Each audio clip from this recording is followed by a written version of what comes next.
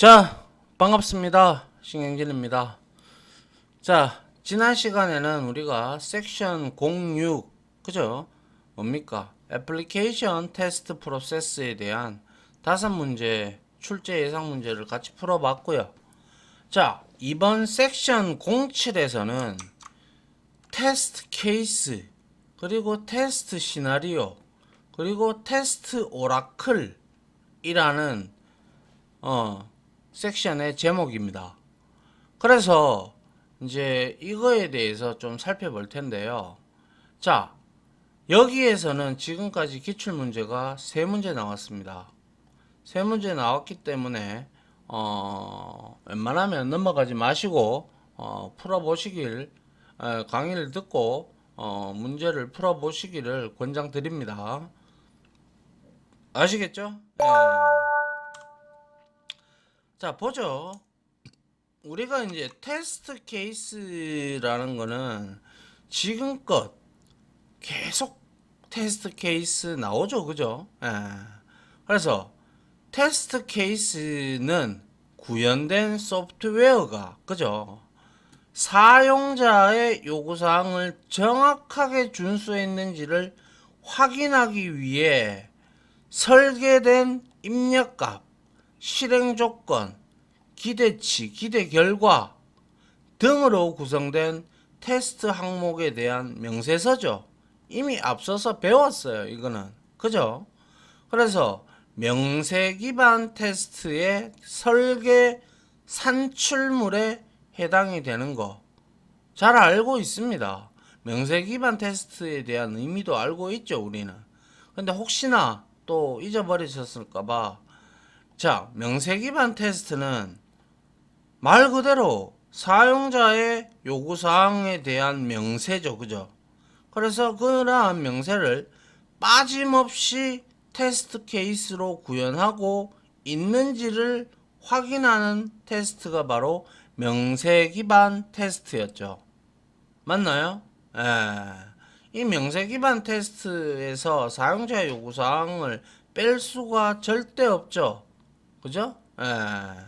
그렇기 때문에 이 테스트 케이스는 어쩌라고 했습니까? 제가 단위 테스트를 하든 무엇을 하든지 간에 얘는 다양한 테스트 케이스를 만들어야 된다 라고 말씀을 드렸습니다.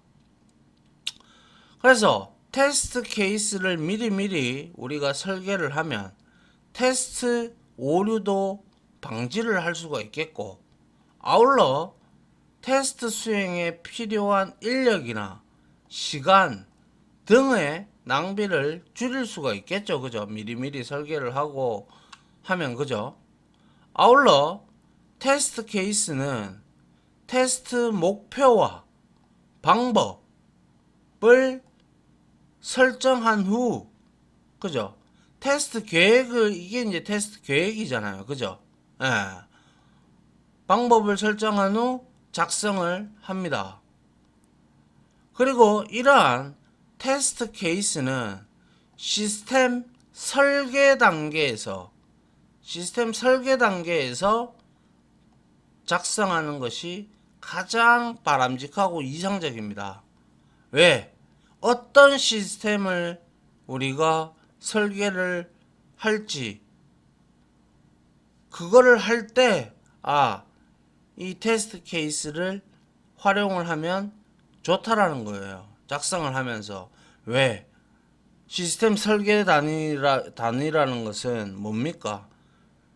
우리가 개발할 소프트웨어가 돌아갈 사양, PC의 사양이나 네트워크 환경이나 뭐 여러 가지 환경적인 측면이 설계 단계에 있을 때 그거를 감안해서 테스트 케이스는 작성하는 것이 가장 이상적이죠. 그렇지 않나요? 그죠? 자, 그 다음 한번 보죠. 자, 그래서 이러한 테스트 케이스의 작성 순서가 있는데요. 자, 테스트 케이스는 테스트 전략이나 테스트 계획서 등을 기반으로 하여 다음과 같은 순서로 작성이 되는데요.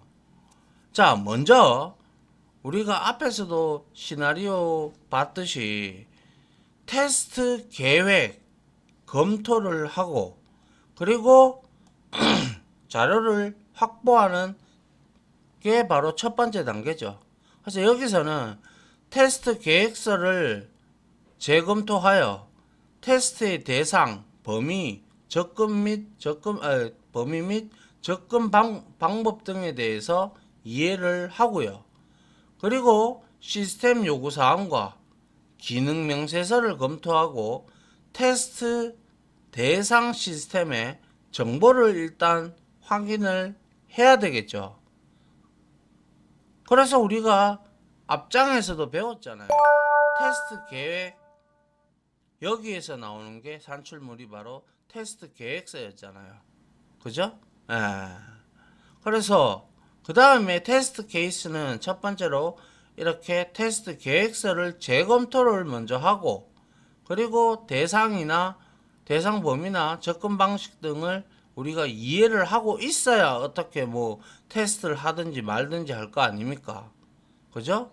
시스템의 요구사항과 기능 명세서도 당연히 검토를 해야 되고 대상 시스템의 정보도 확인을 해야 된다는 것이죠. 그리고 두 번째로 위험 평가, 리스크를 평가를 하고 우선순위를 결정을 해야 되는데요. 결함의 위험 정도에 따른 우선순위를 결정을 하고 또한 어떠한 부분에 초점을 맞춰서 테스트할지를 우리는 여기서 두 번째로 결정을 해야 됩니다. 그죠? 그 다음에 테스트 요구사항 정의 뭡니까? 시스템에 대한 사용자의 요구사항이나 테스트 대상을 재검토하고 나서 우리는 테스트 특성, 조건, 기능 등을 분석을 해야 됩니다. 그죠? 그래야 테스트 요구사항이 정의가 되겠죠.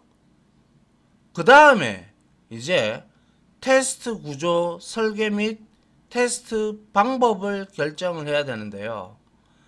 이때는 우리가 테스트 케이스의 형식과 분류 방법을 결정을 하면 되고 아울러 테스트 절차 그리고 장비 그리고 도구 테스트 문서화하는 방법까지 여기서 우리가 결정을 해야 된다라는 거죠. 테스트 구조 설계 및 테스트 방법 결정에서 그 다음에 비로소 우리는 테스트 케이스를 정의를 할 수가 있는데요. 사용자의 이제 요구사항에 따라서 우리가 테스트 케이스를 작성을 하고 어떠한 입력값을 줄 것이며 어떠한 실행 조건을 줄 거고 어떠한 이렇게 주면 어떠한 예상 결과 기대치가 나올 것인지 등을 기술을 한다라는 거예요. 그 다음에 마지막으로 테스트 케이스의 타당성 확인 및 유지 보수가 들어가는데요. 이때 소프트웨어의 기능 또는 환경 변화에 따라서 테스트 케이스는 당연히 어떻게 돼요? 소프트웨어 기능이나 혹은 환경이 변했다. 계속 그대로 있을 수는 없잖아요. 그죠? 시간이 지나면 새로운 기능을 개발해 달라고 하는 사람 의뢰자도 있을 거고 아니면 너무 느려서 이제 서버를 이제 좀 증설을 한다.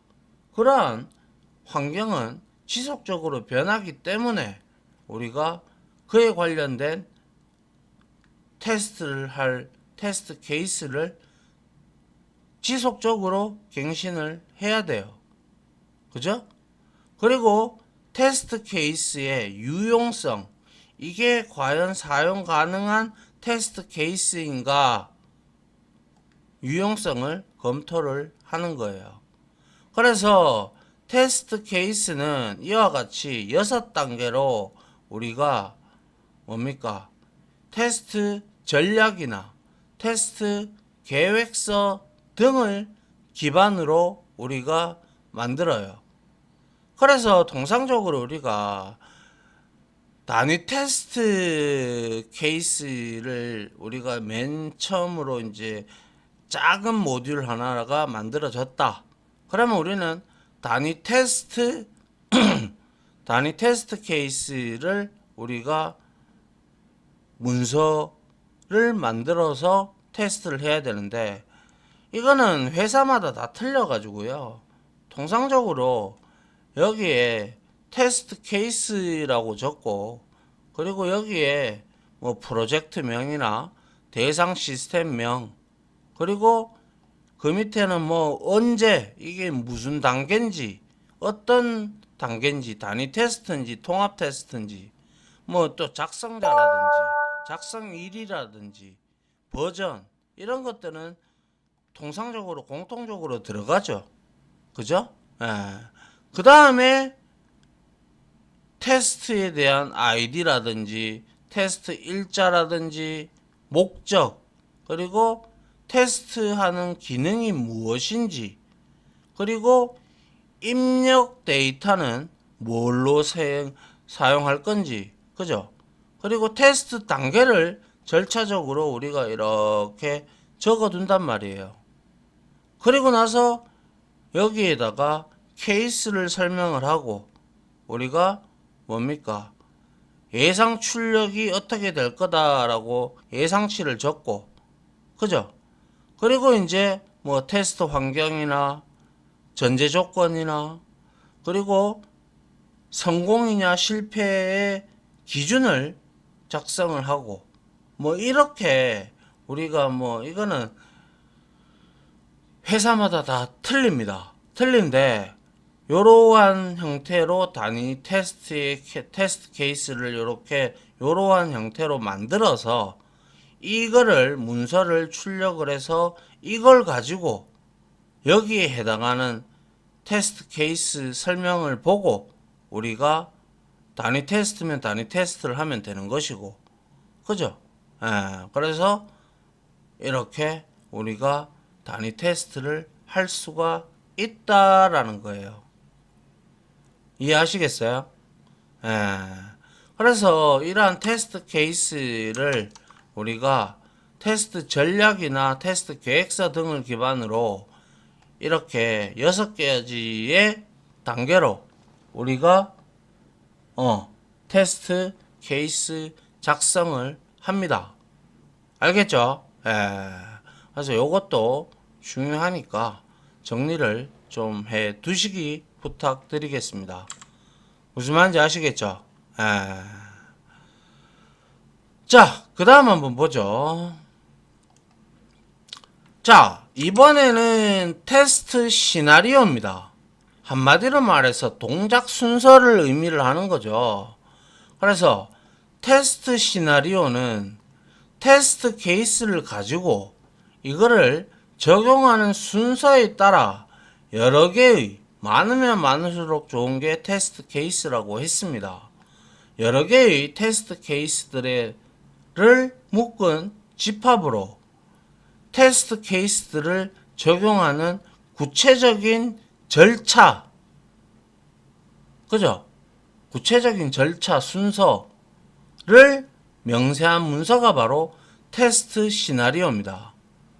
그래서 이러한 테스트 시나리오에는 테스트 순서에 대한 구체적인 절차와 사전 조건, 그리고 입력 데이터 등이 설정이 되어 있습니다.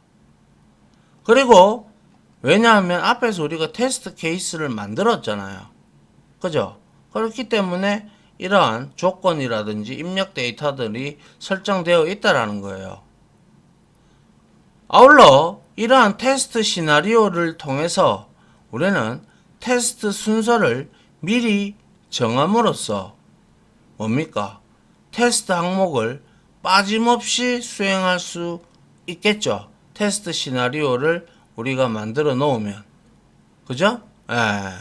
그래서 우리가 이런 것도 테스트 시나리오도 이제 어떠한 문서로 우리가 만들어서 이제 우리가 적용을 하는데요. 뭐 예를 들면 이렇게 종이가 이렇게 있어. 그러면 여기에다가 우리는 통합 테스트 시나리오가 되든 무슨 시나리오가 되든지 간에 테스트의 시나리오를 적고, 역시 뭐 프로젝트명은 무엇이며 대상 시스템 뭔지, 그리고 문서 번호는 뭐고, 작성자, 작성일, 뭐 버전 이런 거는 공통적으로 다 들어가고요. 그 다음에 테스트 목적이 들어가야 되겠죠. 왜 이거를 하는지. 그래서 테스트 목적이 뭐 예를 들어서 주문 기능이다. 아니면 뭐 로그인 기능이다. 이렇게 우리가 적고, 여기에다가 이제 테스트 아이디를 하나 마련해 놓고, 거기에 테스트 아이디에서 구체적으로 어떻게 해야 되는지, 뭐 예를 들어서 내가 로그인 방법을 가지고 테스트를 하겠다. 그러면 뭐예요? 테스트 케이스는 뭡니까? 아이디하고 패스워드를 입력을 하고, 그리고 클릭을 하겠죠. 맞나요? 그리고 난 다음에 우리가 예상하는 결과는 사용자가 제대로 입력을 했다면 정상적으로 로그인이 된다. 그리고 로그인 상태 세션이 유지가 된다라는 예상 결과를 우리가 여기서 확인할 수가 있을 겁니다. 맞죠? 그리고 또 이렇게 로그인 아이디 패스워드를 이용한 로그인 방법과, 또 뭐 요즘에 많이 이제 공인인증서로 또 로그인하는 방법도 있을 수 있을 거고, 그리고 뭐 카카오톡을 통해서 로그인이 되는 방법도 있고, 뭐 여러 가지 많잖아요 요즘에. 그죠? 네이버를 이용해서 로그인이 되는 방법이 있고, 그죠? 이렇게 다양하게 우리가 로그인을 하는 방법들을 이렇게 뭡니까? 테스트 시나리오를 통해 가지고 우리가 이렇게 해보는 거예요 전부 다. 그래서 정상적으로 다 되면, 이 네 가지의 경우가 다 된다라는 가정하에서, 그러면 전부 다 냈다, 로그인이 됐으니까 예상 결과치는 우리는 아하, 로그인이 된 상태로 정상적으로 로그인이 되고, 로그인 상태를 유지가 되어야 되겠죠. 맞나요? 또 뭐 일회용 뭐 로그인 클릭 이런 방법도 있잖아요. 그죠?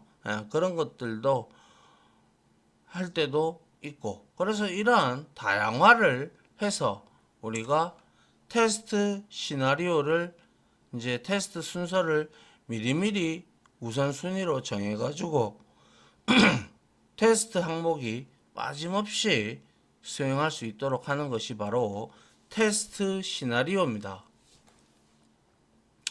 아시겠죠? 자, 그리고 테스트 시나리오 작성 시 유의해야 될 사항이 조금 있는데요. 이건 어떻게 보면 당연한 얘기예요. 자, 테스트 시나리오는 시스템별, 모듈별, 항목별 등과 같이 여러 개의 시나리오로 분리하여 작성해야 되겠죠. 당연한 거 아닙니까? 그죠? 예. 뭐 다른 모듈인데, 뭐 회계 모듈인데 인사 테스트 케이스를 여기다가 넣을 수는 없잖아요. 그죠? 예. 그리고 테스트 시나리오는 사용자의 요구사항과 설계 문서 등을 토대로 작성을 해야 되겠죠. 당연히 사용자의 요구사항과 설계 문서, 우리가 설계했던 문서, 그죠? 아울러 각각의 테스트 항목은 식별자 번호, 그리고 순서 번호, 테스트 데이터가 무엇인지, 테스트 케이스는 또 어떤 것인지, 예상치는 또 어떤 건지 확인, 이런 것들을 우리가 포함해서 각각 작성을 해야 된다 라고 제가 그림을 그리면서 말씀을 드렸죠. 그죠?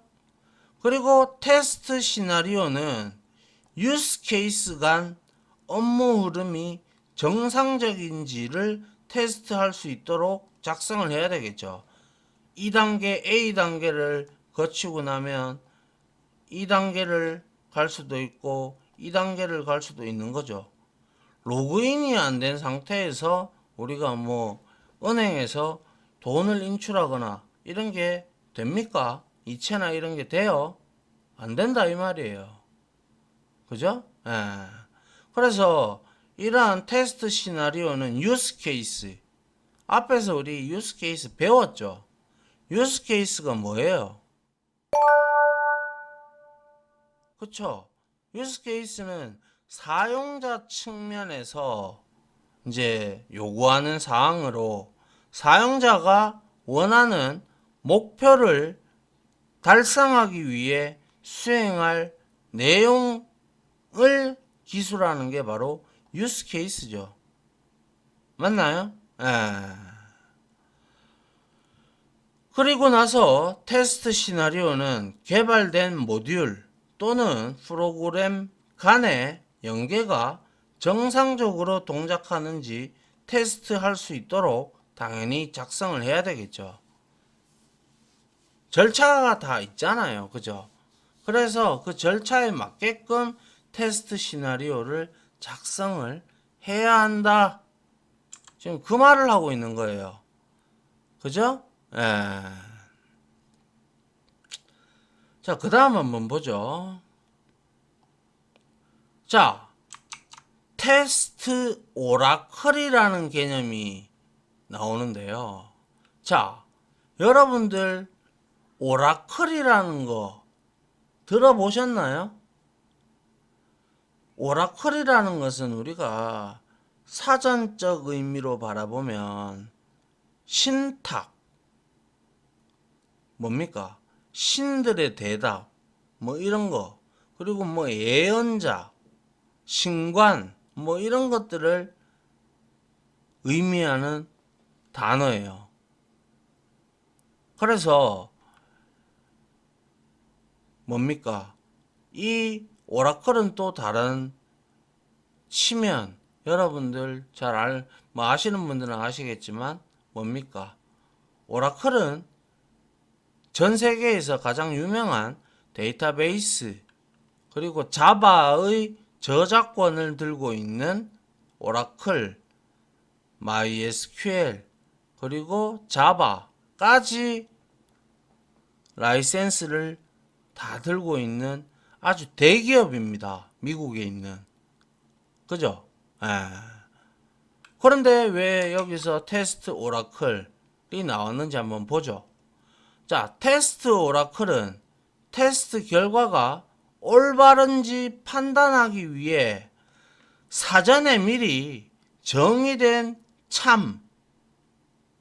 참이라면 올바른 값이죠. 그죠?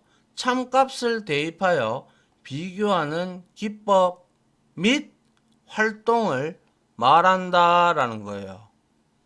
그래서 참값을 대입을 해서 비교하는 기법이다 보니까 미리 그래서 예언한다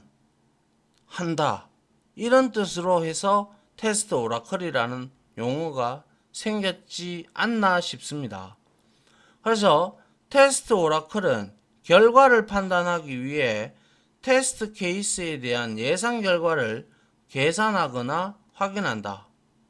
그런데 이 테스트 오라클의 특징 잘 알아두셔야 됩니다. 왜냐? 시험에 나왔으니까. 제한된 검증. 테스트 오라클을 모든 테스트 케이스에 적용할 수는 없습니다. 그죠? 예. 그리고 수학적 기법. 테스트 오라클의 값을 수학적 기법을 이용해서 구할 수 있다라는 거고요. 그리고 자동화 기능, 자동화 가능, 그죠? 테스트 대상 프로그램을 실행을 하고 결과를 비교하고 커버리지를 측정 등을 우리는 자동화를 할 수가 있다라는 게 바로 테스트 오라클의 특징입니다.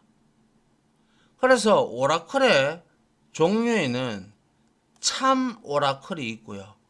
샘플링 오라클이 있고, 그리고 휴리스틱이라고 해서 추정 오라클이 있고, 그리고 일관성 컨시스턴트 검사 오라클 등이 있습니다.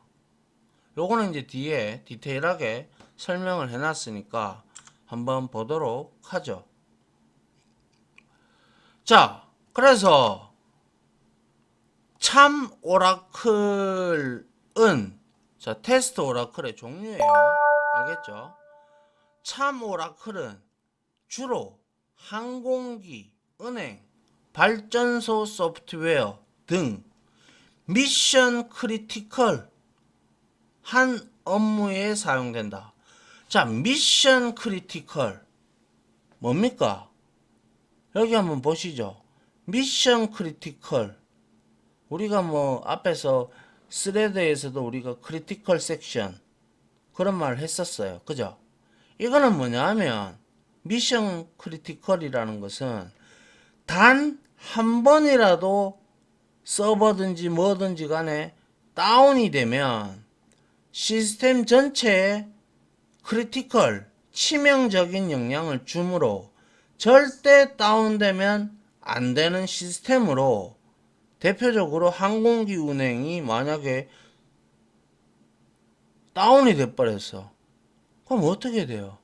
진짜 난리도 아니겠죠. 그죠? 예. 아울러 은행의 온라인 시스템 이거 서버 다운되면 돈도 못 뽑고 아무것도 못 해요. 그죠? 이런 것들은 굉장히 다운이 되면 크리티컬하게 되죠. 그죠? 그렇기 때문에 이런 걸 두고 우리는 미션 크리티컬한 업무에 사용되는 것이 바로 참 오라클입니다. 참 오라클. 그리고 샘플링 오라클과 추정 오라클은 일반적인 업무나 게임, 오락 등에 사용이 되는데요. 아무래도 가장 중요한 게 참 오라클이 되겠죠. 그죠? 모든 테스트 케이스의 입력값에 대해서 기대하는 결과를 제공하는 오라클로, 그죠? 발생된 모든 오류를 검출할 수 있는 것이 바로 참 오라클입니다. 그리고 특히 크리티컬한 업무에 사용이 된다라고 있어요. 항공기나 은행이나 발전소도 서버가 다운되면 큰일 나죠. 그죠? 그 다음 샘플링 오라클은 특정한 몇몇 테스트 케이스의 입력 값들에 대해서만 기대하는 결과를 제공하는, 그냥 샘플링 한다. 그죠? 기대하는 결과를 우리가 제공해 주는 게 바로 샘플링 오라클입니다. 그리고 요거 설명하다가 말았네요. 모든 테스트 케이스에 대해서 참 오라클은 기대하는 결과, 이 기대하는 결과가 예를 들면 이런 거. 자, 퇴직금을 계산하는 프로그램에서 예를 들어 근무 기간을 5로 넣어 테스트 케이스를 실행하였을 경우 예상되는 퇴직금이 바로 기대 결과가 되는 거잖아요. 그죠? 예. 물론 기대치와 확정치는 내용이 조금 다를 수는 있겠으나 그러한 것들이 바로 기대하는 결과죠. 예. 자, 그리고 휴리스틱 오라클이라고 해서 추정 오라클, 샘플링 오라클을 개선했는 오라클입니다. 그리고 특정 테스트 케이스의 입력값에 대해 기대하는 결과를 제공하고 나머지 입력값들에 대해서는 추정으로 처리하는 오라클입니다. 아시겠어요? 예. 특정 테스트 케이스에 대한 입력값에 대해 기대하는 결과를 제공하고 그리고 나머지 입력값들에 대해서는 추정으로 처리하는 오라클입니다. 이거는. 그래서 추정 휴리스틱 오라클이라고 하고 그리고 일관성 컨시스턴트 검사 오라클은 애플리케이션이 항상 그대로 있을 리가 없다라고 했잖아요. 그죠? 그래서 애플리케이션에 변경이 있을 때 테스트 케이스의 수행 전과 후의 결과값이 동일한지 확인하는 오라클이 바로 일관성 검사 오라클입니다. 중요합니다. 시험 문제에도 나왔고 기출 문제에도 나왔고 알겠죠? 그래서 이러한 오라클의 종류 참 오라클, 샘플링 오라클, 추정 오라클, 일관성 검사 오라클 그리고 참 오라클은 그 중에서도 가장 중요한 거죠. 왜? 미션 크리티컬한 업무에 사용되는 거니까. 맞나요? 이해돼요? 그래서 이와 같이 테스트 오라클의 종류를 잘 좀 정리를 하시고 뭐 어차피 문제에서 제가 문제 풀면서 또 정리를 해드리겠지만 아무튼 여러분들도 정리하고 다음에 기출문제 또 풀면서 같이 정리하면 더욱더 반복이 되겠죠. 그죠? 그래서 이번 시간에는 테스트 오라클의 종류와 테스트 오라클의 특징, 개념, 그죠? 그리고 테스트 시나리오나 그리고 테스트 시나리오 작성 시 유의사항이나 그리고 테스트 케이스를 작성하는 순서 그죠?